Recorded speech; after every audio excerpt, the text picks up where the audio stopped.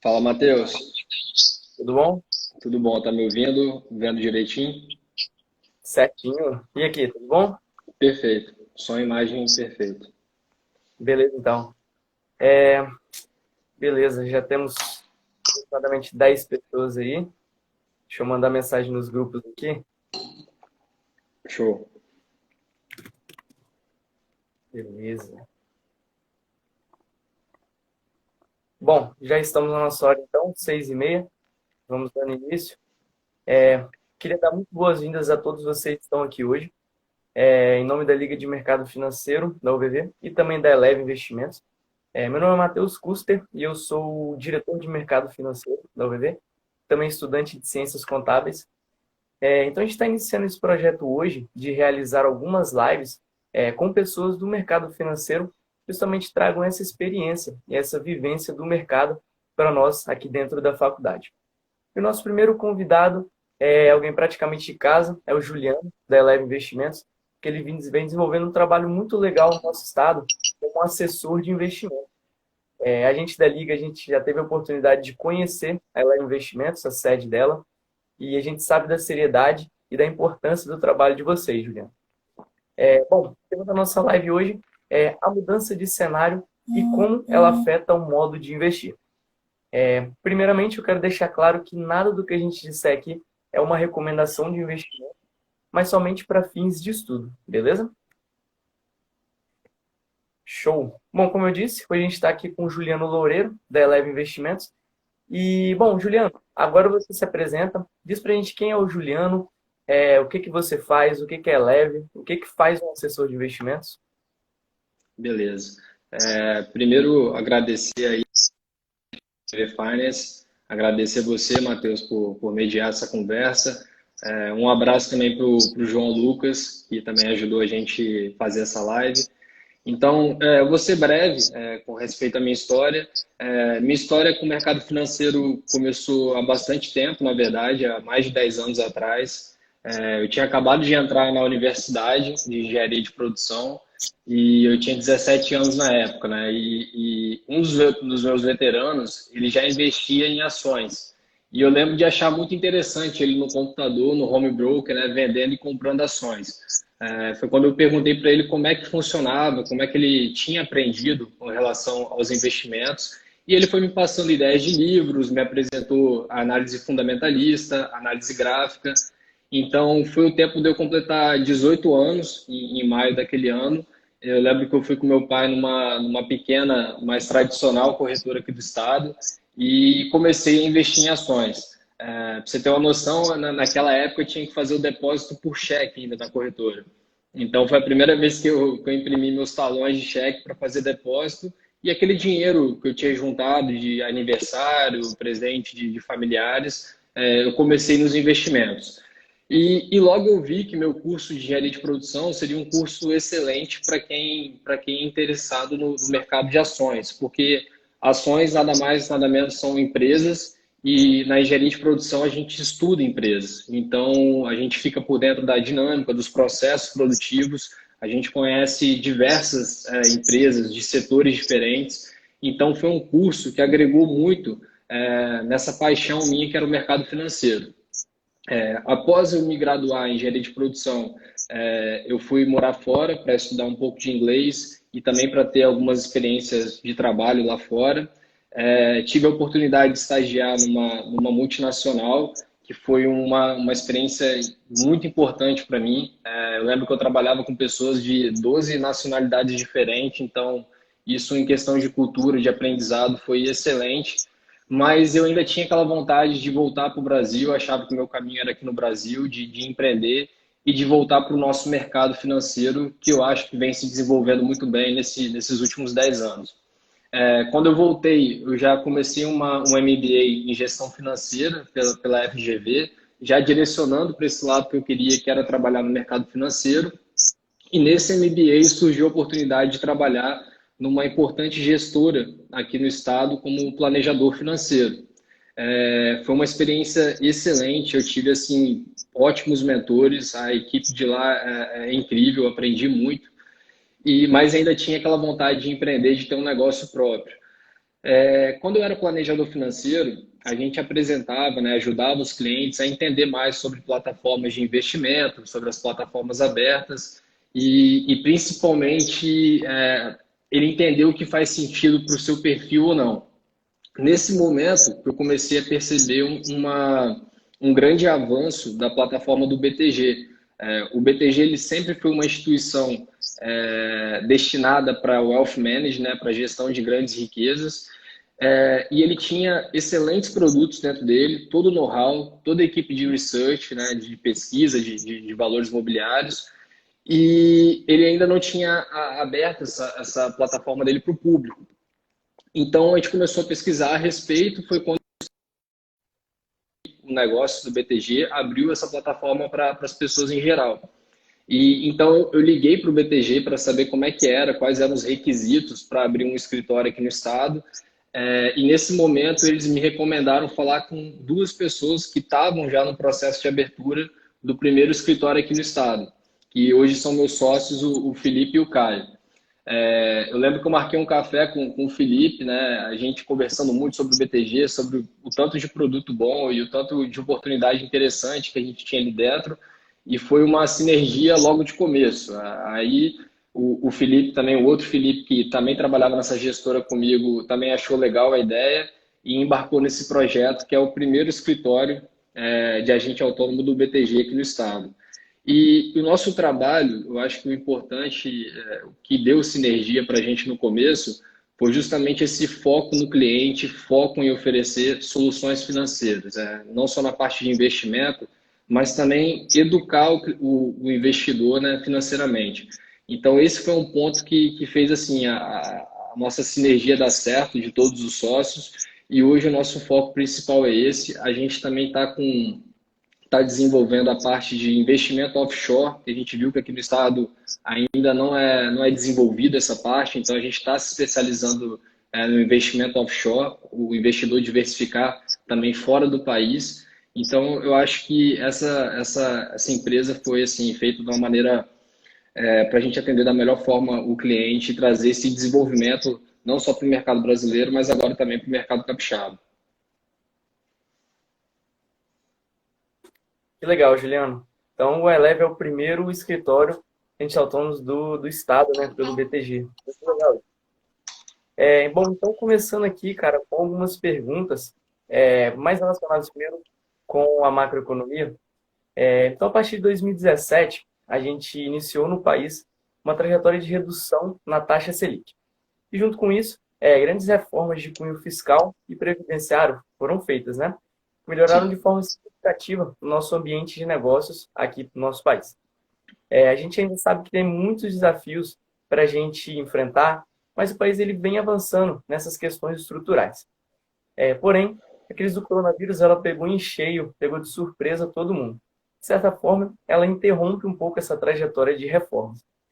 Como você, Juliano e a Eleven, veem o cenário macro do país nesse momento? Beleza.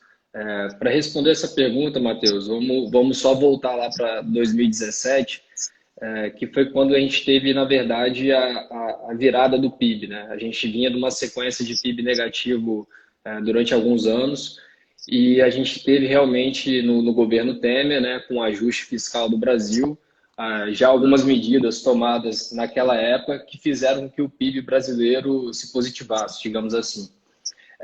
Desde então, como a gente vinha de uma recessão, a gente tinha uma inflação muito baixa no país, o que permitiu ao Banco Central baixar a taxa de juros. Então, realmente, aquele país que a gente chama país de rentista, ele foi acabando. Porque antigamente, né, nessa época, principalmente em 2015, a gente tinha uma taxa de juros que era 14%. Então, era fácil você conseguir aquela famosa rentabilidade de 1% ao mês. O Brasil ele tinha uma relação muito estranha com relação a esse investimento, porque era um investimento com alta liquidez, baixo risco, em teoria, né, porque o risco é soberano, o risco é do país, e com alta rentabilidade. 14% é uma alta rentabilidade. Então, na verdade, essa taxa de juros ela beneficiava grandes investidores, grandes instituições financeiras. E um outro absurdo que aconteceu nessa época foi um empréstimo por parte do BNDES para grandes empresas, cobrando juros a 4%, 5%. Então, a empresa ela tinha um investimento rendendo 14% e ela pegava o dinheiro emprestado a 5% e a 4%. Ou seja, essa conta não fechava. A empresa, em vez dela aumentar a planta industrial dela, gerar mais emprego, ela pegava esse dinheiro e investia no Tesouro Nacional. Então, esse país estranho que a gente era, foi mudando com o passar do tempo, principalmente com a baixa na inflação e com corte de juros. Com o novo governo, veio uma série de promessas de reformas estruturais importantes no país. E, a começar por elas, a primeira foi a reforma da Previdência, que foi uma vitória do país, aqui não entrando em mérito político, mas em mérito de situação financeira do país. Foi extremamente importante para deixar o país, o Brasil, um país solvente, né? Senão a gente ia caminhar talvez para um cenário bastante negativo.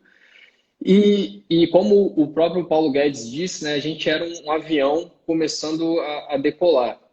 Com um pouco de atraso, né, a gente viu que as reformas demoram para passar, não são no tempo que a gente deseja, mas nesse momento que a gente estava decolando, infelizmente teve esse meteoro aí do coronavírus, que realmente, só para citar um exemplo, né, a reforma da Previdência, que era para ser uma economia de 10 anos, né, de mais de 10 anos para o país, foi praticamente o valor, foi todo gasto agora nesses últimos 2 meses com as possíveis tentativas aí de solução para a crise econômica. Então, realmente, assim, o sentimento do que aconteceu é de pena em relação ao Brasil. Mas o que o investidor ele deve enxergar agora? Eu acho que, primeiro ponto, uma coisa veio para ficar, os juros de um dígito. Isso daí é inegável, a gente vai ter esses juros baixos por bastante tempo. Pode subir um pouco mais futuramente com a volta da inflação, mas os juros altos acabou. Então, isso vai obrigar o investidor brasileiro a investir em outras classes de ativo. E não adianta mais ser aquele investimento artificial, tem que ser um investimento ativo. As pessoas vão ter que, pelo menos, entender o que elas estão fazendo. E aí que entra o papel do assessor de direcionar o que faz sentido para aquelas pessoas ou não. Porque a gente sabe que no mundo dos investimentos tem uma diversidade muito grande. Então, o primeiro ponto é esse. Essa mudança estrutural de juros veio para ficar. É importante o brasileiro entender qual é a dinâmica do investimento em ações, em outras classes, commodities, câmbio, para ele poder ter uma rentabilidade que supere a inflação e que faça com que ele gere realmente riqueza com o patrimônio dele. Legal. Como você bem lembrou, né? Aquela rentabilidade de 1% ao mês, com a Selic a 14%, ela ficou para trás. E hoje o investidor, para ele conseguir ter uma rentabilidade, pelo menos satisfatória, ele vai ter que correr mais riscos, né? Aquele capital financeiro ocioso que ficava aplicado em títulos do governo, o Tesouro Selic, ele vai ter que migrar para investimentos produtivos. E como você bem citou, a importância do assessor Sim. nesse processo, poder guiar bem os investidores, para eles não entrarem em investimentos que não compreendem e poderem ter o risco aí de fazer maus negócios, né? E, bom, Perfeito. Juliano, de fato, pouca gente esperava um evento de tamanha magnitude, quase ninguém estava preparado para isso. Pandemia, a gente já vem discutindo uma nova reabertura da economia, né? Para poder minimizar os efeitos econômicos dessa pandemia. E muito tem se falado também da velocidade da recuperação econômica. Se ela vai ser em V, se ela vai ser em U, se ela vai ser em W, algumas letras para representar.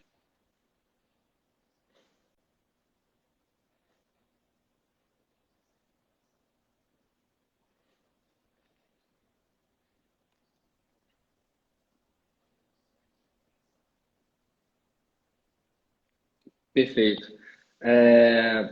Primeiro, a gente tira como parâmetro, né, a economia dos Estados Unidos. A gente sempre olha lá para fora para tentar ver um pouco do que vai acontecer aqui com a gente, né, nas devidas proporções e também entendendo que os Estados Unidos é um país desenvolvido e a gente ainda está em desenvolvimento. Nos Estados Unidos já teve a recuperação, já foi em V. O que ninguém poderia mais. Realmente, a Nasdaq e algumas empresas bateram máxima recentemente, ou seja, voltaram ao valor máximo que elas estavam antes da crise do coronavírus. Foi como se o coronavírus fosse um quebra-mola, algo pequeno em relação à economia americana. O que, para mim, sinceramente, para a gente da Eleven, também gera alguns questionamentos, essa velocidade da volta. Tudo bem que lá tem empresas, as maiores de tecnologia, que realmente foram pouco afetadas ou até beneficiadas pela crise. Se você parar para pensar, né, as pessoas começaram a usar muito mais rede social, começaram a muito mais empreender pela internet, e tudo isso leva em consideração o uso de empresas americanas. Então, a volta realmente nos Estados Unidos foi muito rápida. Quando a gente olha para o Brasil, a gente também estava tendo uma volta rápida, até recentemente. A gente fez um fundo ali basicamente em 60 mil pontos, 60 e poucos mil pontos, e a gente veio voltando até de uma maneira assim, assimétrica, digamos assim, porque o que a gente enxerga hoje é um cenário ruim para as empresas, um cenário onde vai ser um consumo mais baixo, as pessoas vão gastar menos, e realmente isso afeta os fundamentos da maior parte das empresas na Bolsa. É inquestionável isso.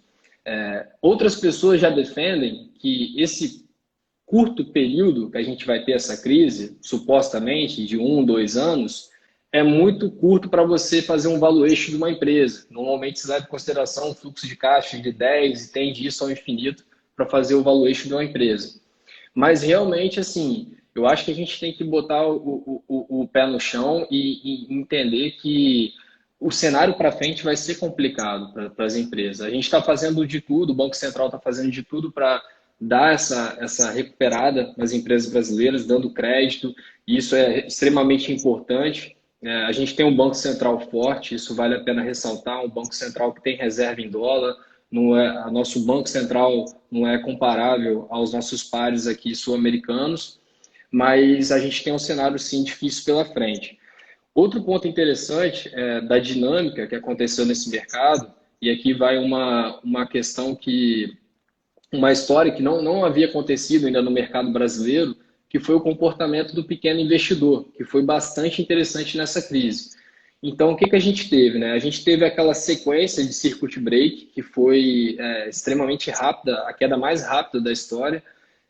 E o que esse circuit break ele faz nos investidores institucionais, que são os fundos de investimento? Muitos fundos de investimento eles têm políticas de risco. Então, quando tem uma volatilidade muito alta, quando as ações estão caindo muito, pela aquela política de risco, eles têm que estopar as posições. Então, eles venderam as ações, grande parte delas na baixa. E quem estava lá para comprar essas ações dessa vez foi o investidor individual, o que no mercado a gente chama de sardinha, né? Os pequenos investidores. Então, realmente, eu acho que todo esse trabalho de educação financeira, que a gente veio crescendo, que a gente viu crescendo bastante, esse trabalho dos assessores de investimento, de acalmar as pessoas naquele momento, fez acontecer esse fato, no mínimo, curioso. E ficou mais uma vez provado, como nas últimas crises, que o pânico é o maior inimigo do investidor. Porque se o cara desespera ali, ele não tem uma assessoria, alguém para dizer para ele ter calma naquele momento, ele acaba vendendo no pior momento. Então, o ideal que as pessoas, a maioria das pessoas fizeram nessa crise foi justamente no momento do terremoto, foi esperar o terremoto passar e quem sabe aumentar a posição. É importante aumentar a posição.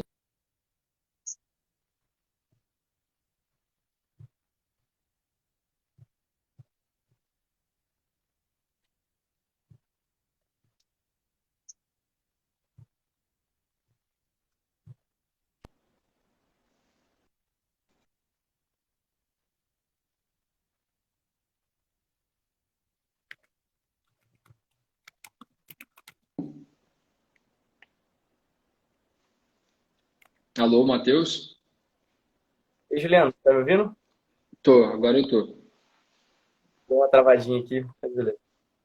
Então, conversando aqui com o pessoal da Liga, a gente vê que o mercado parece que está muito descolado da realidade, mesmo ainda com tudo ainda fechado, país ainda engatinhando na reabertura, o mercado já voltou para as máximas históricas, puxada pelas empresas de tecnologia americana, né, como você bem citou, e também o que vem sustentando isso Provavelmente é o Fed injetando uma liquidez absurda nos mercados, via recompra de títulos, etc. E, assim, só também um outro comentário da Liga, olhando para essa velocidade de recuperação, toda recuperação, você olhando de longe, com um período de tempo mais espaçado, ela sempre se parece com um V, né? Para quem é mais apressado ali, pode se parecer com um W, sempre com altos e baixos. Dois parênteses. Também destacar aqui, como você bem falou, o comportamento do investidor pessoa física, né? Que deu um show durante essa crise e realmente foi quem segurou ali. Muitos fundos estoparam, como você me disse, por conta da política de risco. O investidor pessoa física conseguiu se comportar muito bem durante essa crise. Perfeito. Vamos lá? Bom, e com essa queda na taxa Selic, Juliano, a gente já falou sobre isso anteriormente, mas as opções de investimento de renda fixa, elas vão perdendo cada vez mais a atratividade delas, né? Apresentando hoje quase nenhum ganho real, visto que a inflação está bem próxima da taxa Selic.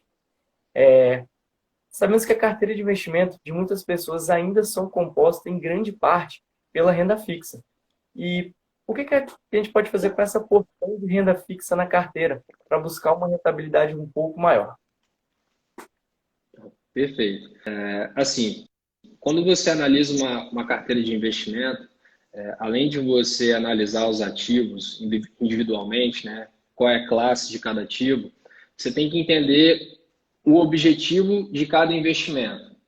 Por exemplo, se você tem o objetivo de se aposentar daqui a 30 anos, 20 anos, vai ser uma carteira voltada para longuíssimo prazo, que permite ações, fundos multimercados, ativos mais de risco. Se você deseja comprar um carro no final do ano, talvez seja arriscado você colocar seu dinheiro em ações. E sim, você deve fazer o uso da renda fixa. Realmente, a renda fixa, atualmente, né, ela está rendendo muito pouco. A gente está falando aí de 2,75, podendo cair até para 2,25 na próxima reunião. E isso está acontecendo, está podendo cortar a taxa de juros, porque a nossa inflação realmente também está muito baixa. Então, para esses objetivos de curto prazo, ainda a gente não tem digamos, uma solução a não ser renda fixa. Outro ponto interessante também é com relação à reserva de emergência. O investidor que tem aquele objetivo de parte do capital dele ser reserva de emergência, aquilo ainda é indicado você ter no Tesouro Direto, no Tesouro Selic, né, pós-fixado, que aí você tem sim uma rentabilidade que você consegue enxergar e uma rentabilidade acima da inflação. Mas tirando isso, né, para investimentos em geral, o brasileiro, em grande parte, era investidor de renda fixa, esse cenário mudou completamente. Eu acho que todo mundo vai ter que entender um pouco mais de investimentos. E aí, trazendo para as classes de risco, que é onde a gente tem uma rentabilidade maior para o investidor. O investidor vai ter que entender qual é a dinâmica do mercado. O mercado não anda de forma linear, ele tem altos e baixos no caminho.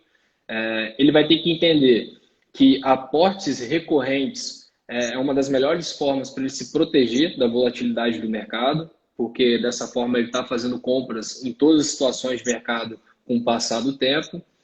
E outro ponto interessante também é que essa visão de risco, ela tem que ser melhor compreendida pelo investidor.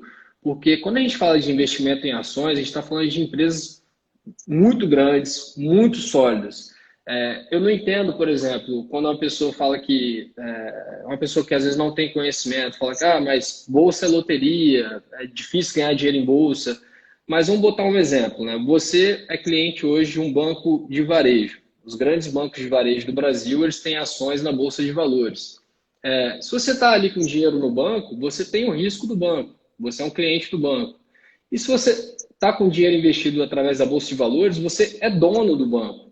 Então, o risco continua sendo da mesma instituição. Só que você está na ponta contrária. Você está como dono do banco. Esse é só um exemplo para exemplificar, para deixar mais tangível para as pessoas a questão de ativos como as ações na Bolsa de Valores. Então, assim, o brasileiro, de forma geral, ele vai ter que entender como funcionam esses investimentos de renda variável e vai ter sim que diversificar, porque senão ele não vai conseguir fazer seu dinheiro rentabilizar com o passar do tempo. E a gente sabe, né? A gente tem que ter esse cuidado, né? O dinheiro ele é suado, a gente trabalha para conseguir o dinheiro, a gente tem que também ter um mínimo de conhecimento para a gente poder investir nosso dinheiro de maneira correta e ter, sim, resultado positivo lá na frente. Show, Juliano. Então, como você bem ressaltou, né, o objetivo do investidor ele sempre tem que ser levado em conta na hora de compor a carteira e a renda fixa ainda continua tendo a sua parcela de importância. Ali, quando você fala em prazos mais curtos, ali no médio prazo também. E excelente que você colocou acerca do conceito de risco. A gente tem que mudar isso, esse conceito de volatilidade como sendo risco está na hora de ser mudado, justamente para incentivar mais a migração desse capital para investimentos mais produtivos. Agora, Juliano, algumas perguntas mais específicas. No que você investe? Como que sua carteira é composta? Tá, beleza. Antes de responder essa pergunta, só complementar um ponto da pergunta anterior com relação à renda fixa. Esse movimento de pessoas físicas começar a investir em fundos de ações, multimercados, trazer o dinheiro para a renda variável, ele também vai acontecer com os fundos de investimento. A gente tem muito fundo de investimento multimercado que, na verdade, conseguia grande parte do seu resultado através da renda fixa, que era bastante elevada. Então, esses fundos, eles têm taxa de administração 2, 3, 1,5%, numa época que a taxa de juros era 14%. Então, dava para entregar resultado e cobrar do investidor, digamos assim.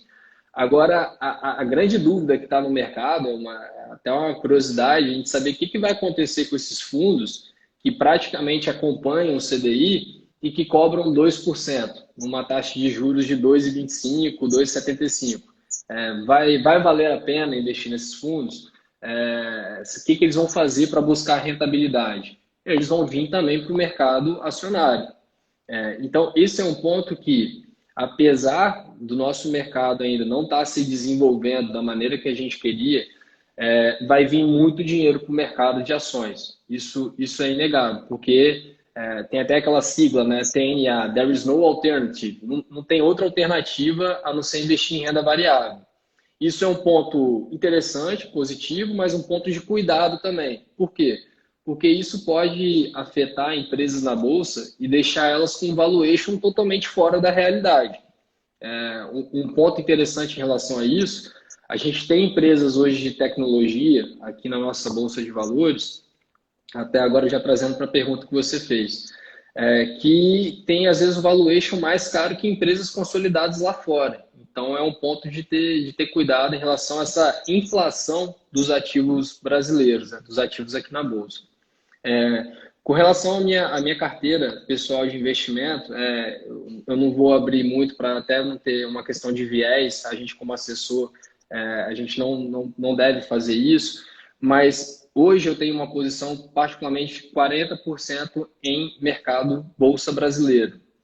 Dentro desses 40% a gente tem ações e também fundos imobiliários, uma proporção de 70% ações, 30% fundo imobiliário. Mas, de novo, voltando, isso é o meu perfil como investidor, que eu não estou falando como assessor, estou falando como investidor pessoa física. Isso leva em consideração a minha idade, o tempo que eu invisto, o conhecimento que eu tenho de mercado, meu trabalho que está envolvido nisso. Então, assim, a carteira de um investidor, ela é como uma roupa feita por um alfaiate, ela é totalmente personalizada. Se você está seguindo a carteira de alguém, isso não está correto, porque essa pessoa não tem a mesma vida, a mesma condição do que você, em todos os aspectos. Então, isso é um trabalho que a assessoria ajuda o cliente a ele entender qual é o perfil de investidor dele. E um ponto interessante dessa crise foi o verdadeiro teste de suitability, né? Porque muita gente que queria ter renda variável, que desejava ter mais ações, porque achava que esse era o perfil, acabou tomando uma porrada muito grande com a crise. Viu que aquela volatilidade toda não era para ele. Então, foi realmente um teste verdadeiro para o investidor. E teve outras pessoas não. Como a gente disse no começo, teve uma grande parte que se comportou muito bem e que entendeu a dinâmica do mercado. Falou, beleza. Eu vi que teve empresas que caiu abaixo do valor patrimonial. O que é isso? Só os prédios, né, os ativos daquela empresa estava valendo mais do que ela na bolsa de valores, ou seja, uma assimetria muito grande. Então, o investidor se comportou bem e entendeu, não, essa empresa eu sei que ela está barata, vou comprar ela. E o investidor deve ter essa inteligência também quando ele enxergar essa simetria para cima. Falar, cara, os fundamentos dessa empresa, com relação ao que ela vale, não está fazendo muito sentido para mim. Eu acho que eles estão com uma projeção muito a longo prazo para ter esse valuation. Então é hora de eu realizar. Então acho que esses são dois pontos importantes da carteira do investidor. Legal, Juliano. É muito bom também esse trabalho de alertar, como você bem disse, né? Uma carteira de investimentos é como uma roupa feita por um alfaiate, perfeito. Cada um tem que ter a sua, levando em consideração sua vida, seus objetivos, seus prazos, perfeito. E, bom, aqui na Liga, a gente gosta muito de estudar ações, análise fundamentalista, e eu queria que, se você pudesse, comentar para a gente alguns cases de bolsa que você goste, que vocês da Eleven acompanham. Tá, perfeito. A gente acompanha muitos estudos da equipe de research do BTG Pactual, que é uma equipe bastante premiada, e a gente tem os produtos, né, de recomendação, carteira semanal, a gente tem a carteira também para longo prazo, carteira de dividendos, então a gente tem ali papéis que a gente enxerga positivo naquele momento para o investidor. Contando de alguns casos aí pessoalmente que eu enxerguei lá atrás, que foram bastante interessantes do ponto de vista de rentabilidade. No ano passado, no começo do ano, a gente enxergou ali na Via Varejo realmente o turnover da empresa, né? A gente começou a observar que com a mudança de controlador e com a mudança de gestão que eles estavam fazendo, eles podiam pelo menos chegar perto das concorrentes, né? No caso, Magazine Luiza, lojas americanas, considerando aí também Betol. Então, realmente ali, por conta de um valuation muito baixo da empresa, o PL, que é um fundamento que eu vou explicar mais para frente, mas a gente observou ali que poderia ser uma oportunidade boa de investimento. E realmente foi um investimento que deu muito certo. Se for para citar um dos cases que foram legais assim, de analisar, eu citaria esse. Como é que a gente começa uma análise, como é que eu começo uma análise de uma empresa, né? Eu acho que tem três pontos, e eu basicamente faço nessa ordem. Primeiro, análise fundamentalista, eu acho que é a mais abrangente das análises. Não é nenhum bicho de sete cabeças. Hoje você entra em sites como fundamentos, status invest, trade map, você consegue ter os indicadores, inclusive os indicadores sendo explicados pelo próprio site. Você consegue comparar empresas pares, por exemplo, empresas do setor elétrico. Uma empresa que foi muito bem, você consegue comparar os indicadores dela com outra empresa que está começando agora, ou que passou por um mau momento e tá revertendo isso. Então, a análise fundamentalista é o começo do trabalho, a base. Depois eu gosto de usar uma coisa que eu chamo de bom senso, que é um outro tipo de análise. Que é isso, bom senso? Né? E até puxando um pouco da forma de investir do Warren Buffett. É você realmente tentar perceber qual é a presença daquela empresa na realidade, na sua vida de ano. Por exemplo, se é uma empresa de lojas de varejo, quando você vai nessa loja, você vê essa loja cheia, você vê essa loja com um atendimento muito bom, você já teve algum problema com essa loja?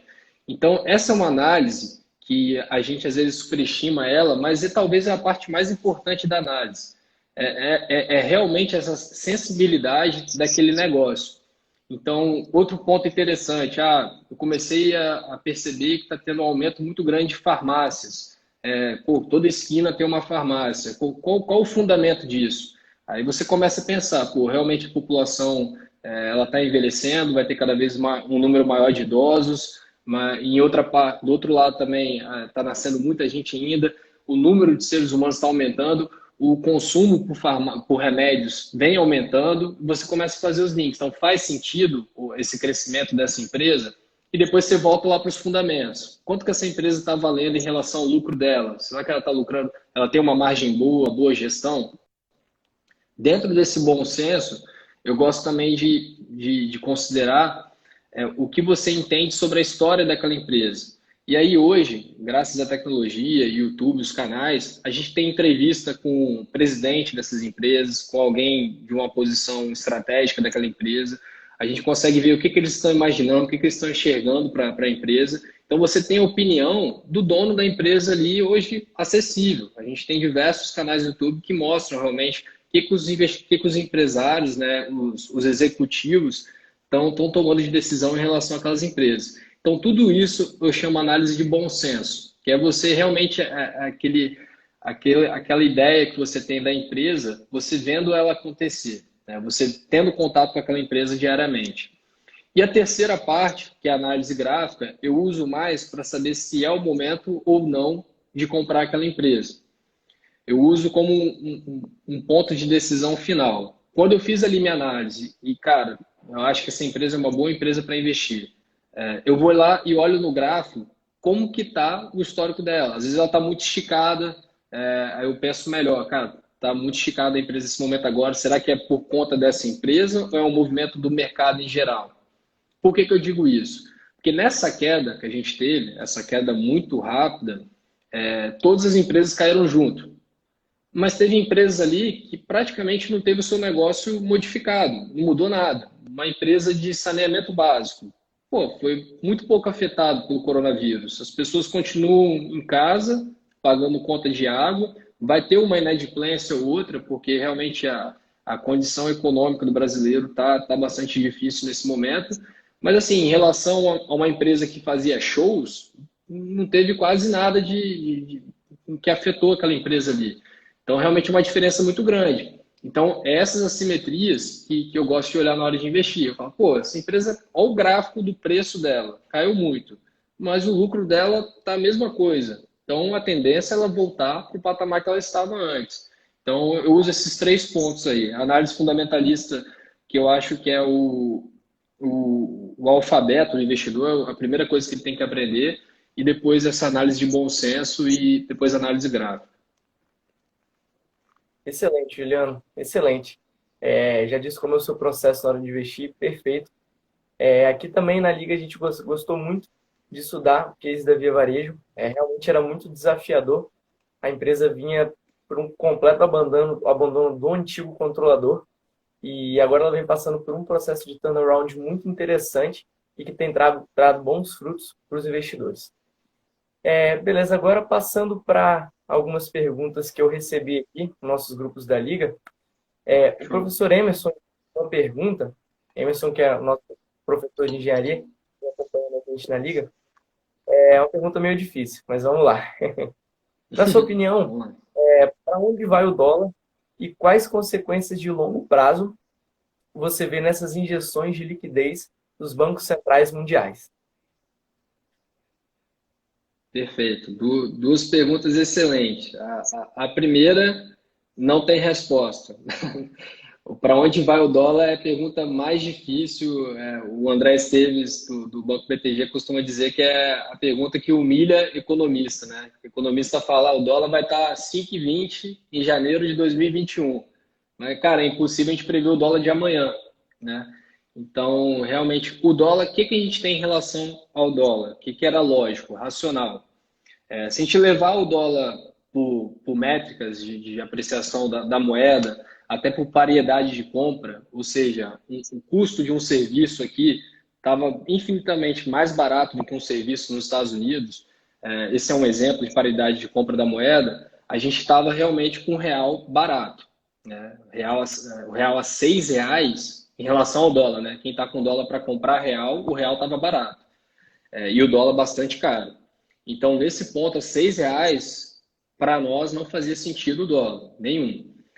Só que tem dois poréns aí, né? A gente tem um risco particular nosso do Brasil, que é o nosso risco político, que gera bastante ruído, e foi um dos pontos que esticou o dólar para alta, né? Toda aquela confusão política que a gente teve no meio do coronavírus.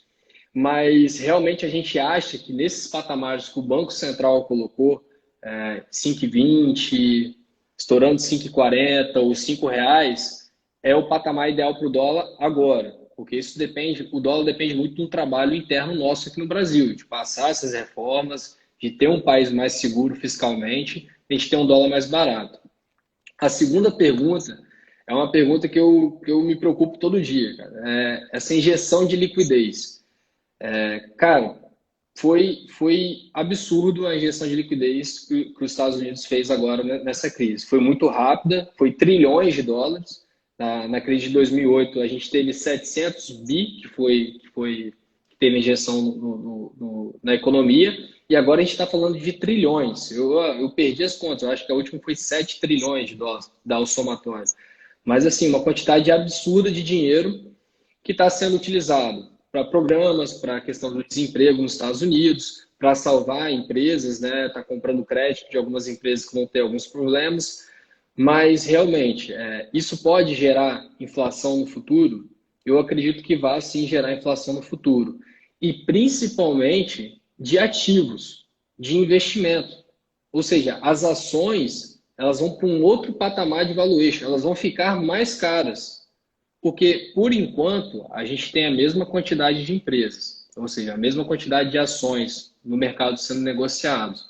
Se a gente tem mais dinheiro vindo, né, e pessoas negociando essas ações, as ações vão ficar mais caras. Então, eu acho que vai ter uma inflação de ativos.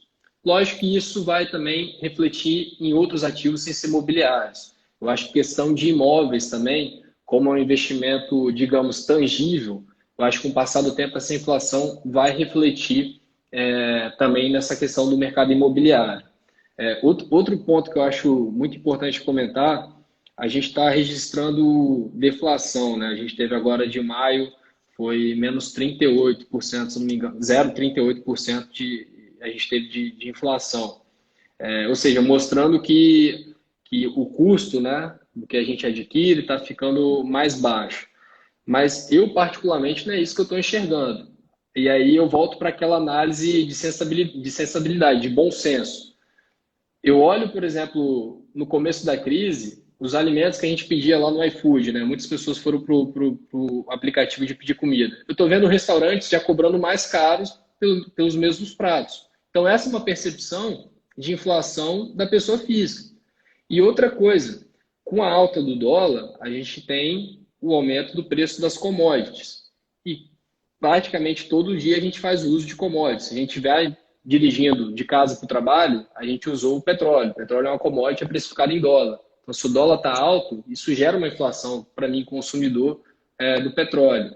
O trigo do pão, ele é uma commodity precificada em dólar. Então, vai fazer também subir o preço do pão. Então, eu acho assim, essa política fiscal que a gente está tendo, de juros baixos, ok, beleza, não está chegando na ponta, não está chegando para quem precisa, para pegar dinheiro emprestado, você ainda vai financiar alguma casa, os juros ainda está alto, ou seja, porque a nossa curva na taxa de juros longa ainda está alta, é só os juros curtos que tá baixo.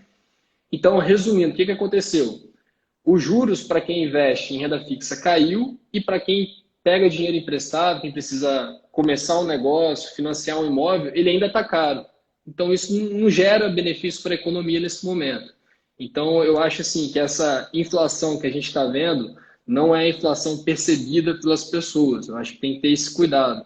E por isso, talvez uma taxa de juros tão baixa que não adianta. Se a taxa de juros é baixa, mas ela não está sendo baixa para quem precisa pegar esse dinheiro emprestado, não faz sentido nenhum. É melhor ela ser mediana, mas atendendo esse propósito. Então, é só um ponto que eu acho que tem que ter atenção. E sendo objetivo nessa parte da injeção de liquidez, eu acho que vai causar esse efeito, né, de realmente ter uma inflação no preço dos ativos. Esse dinheiro vai ter que ir para algum lugar e provavelmente não vai para a renda fixa, porque a grande parte dos países desenvolvidos estão com taxa de juros até negativa, ou seja, você bota 100 no começo do ano, no final do ano você tem 99, então não faz sentido você deixar dinheiro no banco. Eu acho assim que é um momento muito desafiador para a economia como um todo. O Ray Dalio, que é um gestor de hedge fund americano, que eu admiro muito, ele tem até um livro muito interessante, Princípios, ele defende que o sistema financeiro ele deve ser reformado, porque devido a esses parâmetros, a isso que eu falei, já não está fazendo sentido alguns desses pontos. E eu concordo com ele que esse momento realmente vai trazer impactos lá na frente, na inflação de produtos e serviços e também de ativos. Excelente, Juliano. Excelente. Gostei muito quando você falou sobre dessa sensibilidade para você poder perceber ali algumas alterações de preço. É óbvio que o PCA ele tem uma composição própria dentro do índice, né? Sim. Mas eu trabalho com o setor de construção civil e o que eu tenho percebido é que o preço dos produtos tem subido muito ultimamente, desde os insumos básicos como cimento, madeira, areia, essas coisas têm subido muito. Acredito que no futuro também essa injeção de liquidez dos bancos centrais isso pode trazer surpresas, como aumento de inflação e dentre outras coisas. Bom, agora um pouco mais para o seu lado profissional, Juliano. Chegou aqui uma Uhum. pergunta. Você atuou também como planejador financeiro, né? Você disse no começo. Você Sim. poderia detalhar para a gente o que que faz um planejador financeiro? Também frisar um pouco mais o que que faz um assessor de investimentos, que é o que você desempenha hoje. As diferenças entre os dois. Ah, perfeito. São duas, eu posso começar dizendo que são duas profissões complementares, né? O planejador financeiro, normalmente a gente atuava muito com famílias, justamente, eu acho que o primeiro ponto, a educação financeira. A gente, infelizmente, na grande maioria, a gente não teve educação financeira no ensino fundamental, no ensino médio, o que é um absurdo, né? Porque se tem uma coisa comum a todas as profissões, é lidar com dinheiro. Todo mundo vai receber um salário ou vai ter a receita do seu negócio e a gente simplesmente não foi ensinado o que fazer com esse dinheiro. Então, o primeiro ponto do planejador financeiro, como é que é a dinâmica do trabalho? Primeiro, ele entende qual que é o diagnóstico daquela família ou daquela pessoa, qual é a situação financeira dela atual, quais são as entradas, as saídas que aquela pessoa tem, trabalha a questão do orçamento da pessoa. Segundo ponto, entende as necessidades e os objetivos. Ah, eu pretendo investir para construir uma casa própria, eu quero investir para ter um negócio lá na frente, eu quero investir para pagar os estudos do meu filho. Então, esses objetivos, eles precisam de ferramentas para serem atingidos. E aí entra os investimentos, que é onde acaba ali a fronteira do planejador financeiro. Quem vai recomendar os investimentos para aqueles objetivos? O assessor de investimento, que é o especialista em investimentos. Então, eu, por ter afinidade com investimentos e por toda essa oportunidade que veio com o BTG Pactual, eu decidi ir para a assessoria de investimentos, que é um tema que eu, digamos assim, que eu gosto mais, que eu tenho mais afinidade. Mas o planejamento financeiro, ele é necessário a todas as pessoas. E você pode fazer isso sozinho ou com um profissional. Ou você pode aprender com um profissional durante um tempo e depois seguir com as próprias pernas. Eu acho interessante esse ponto. Agora, sim, são duas profissões que, inegavelmente, estão crescendo muito no país. Um ponto que eu acho que tem que ter muita atenção pelas pessoas que contratam esses tipos de serviço e também tem assessoria de investimentos. Eu ainda acho o corte ali muito baixo para quem quer se tornar assessor de investimento, planejador financeiro. Eu acho que o nível deveria ser um pouco mais alto, entendeu? Para realmente filtrar os bons profissionais. Então, é um trabalho que até para a pessoa física ela ter noção se o assessor é bom ou não, realmente, como são investimentos de longo prazo, demora para ela ter essa sensibilidade. Por isso que eu acho importante as pessoas terem conhecimento, nem que seja o mínimo, para questionar o profissional que ela contratou. Para ela realmente ver, não, cara, esse cara realmente sabe responder minhas perguntas, ele entende de mercado. Porque eu acho que é igual quando você tem um problema de saúde, né? Você acaba estudando sobre aquele problema para entender melhor, até para ter uma conversa melhor com o médico, né? Para você fazer as perguntas certas para o médico. Então, eu acho que esse mesmo cuidado que as pessoas têm que ter. E lembrando, eu sei que não é legal para todo mundo, não é interessante para todo mundo estudar sobre finanças, tem muita gente que acha chato, isso é normal, mas assim, é necessário, é necessário. Você lida com dinheiro, você depende da ferramenta dinheiro para atingir seus objetivos, para fazer uma viagem, para ter segurança, para educar seus filhos. Então, assim, é necessário ter um mínimo de conhecimento, que aí você vai saber sacar assim se aquele profissional que você contratou entende do que ele está falando. Legal, Juliano. Só descontraindo, o Yuri aqui na live, ele disse que na escola ele foi ensinado a pagar boleto, né? Então, a gente trabalha ainda muito nas escolas, no quesito da educação financeira. E, pô, Juliano, beleza, a gente está chegando perto de 1 hora de live. A galera gostou muito aqui nos grupos da Liga de Mercado, a galera tá gostando muito da live. E agora, para Show, encerrar, obrigado. show. É, é, primeiro, a gente queria agradecer muito pela live, agradecer também pela parceria da Eleve, pela sua disponibilidade de estar aqui com a gente hoje, tá? Muito obrigado mesmo. E esperamos que essa parceria aí da Liga com a Eleve continue rendendo sempre bom fruto, como vem sendo até agora. E só para encerrar, quem quer ter uma assessoria financeira como a de vocês, da Eleve, como que faz? É onde que a pessoa consegue buscar mais informações para entrar em contato com vocês?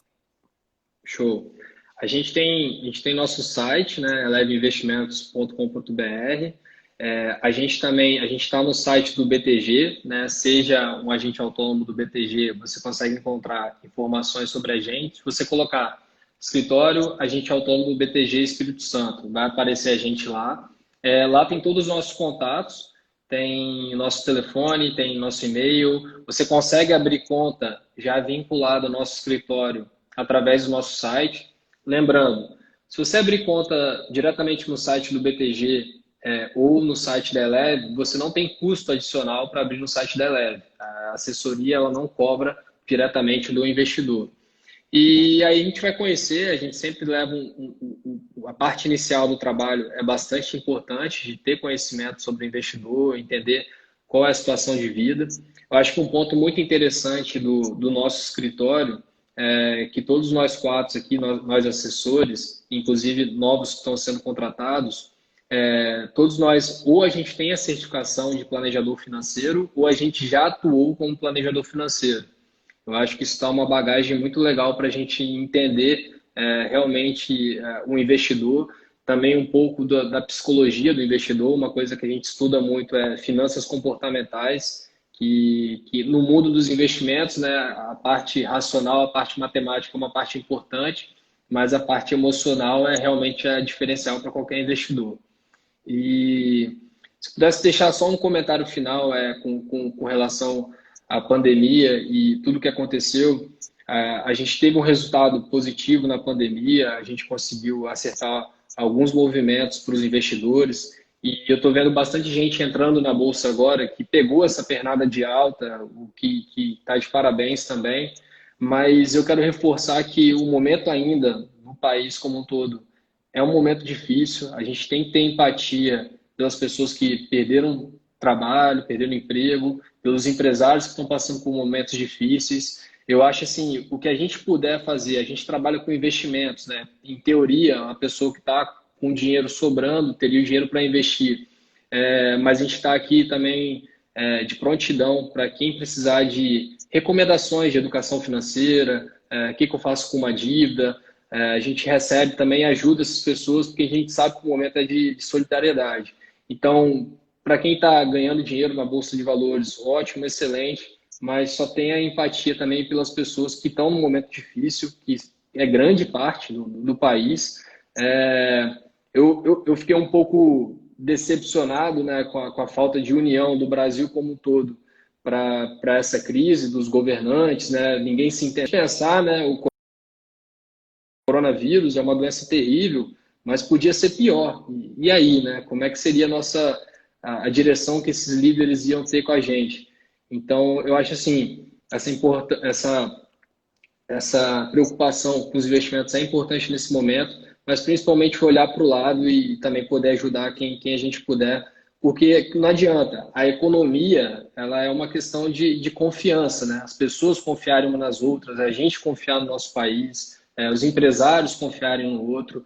E na economia, para ela crescer, ela tem que crescer junto. Não adianta um lado crescer e o outro não. Não é a forma ideal da gente desenvolver economicamente esse país. Então, eu acho que uma parte do propósito nosso, além de assessorar os investidores, eles terem mais consciência nos investimentos, eu acho que grande parte também é a gente pedir essa empatia por todos que estão precisando. Show, Juliano, excelente. Esse comentário seu no final fechou com chave de ouro. Parabéns à Eleven por se colocar à disposição para ajudar quem está precisando com alguma dívida, com alguma informação, alguma coisa, meus parabéns aí. E por mim, a live foi excelente, cara. Muito obrigado. E a gente se despede por aqui, beleza? Valeu, obrigado pela oportunidade. Um abraço a todo mundo da UBV Finance, meus colegas da Eleva que estão assistindo. Show. Valeu, Juliano. Tchau, tchau. Valeu, um abração. Tchau, tchau.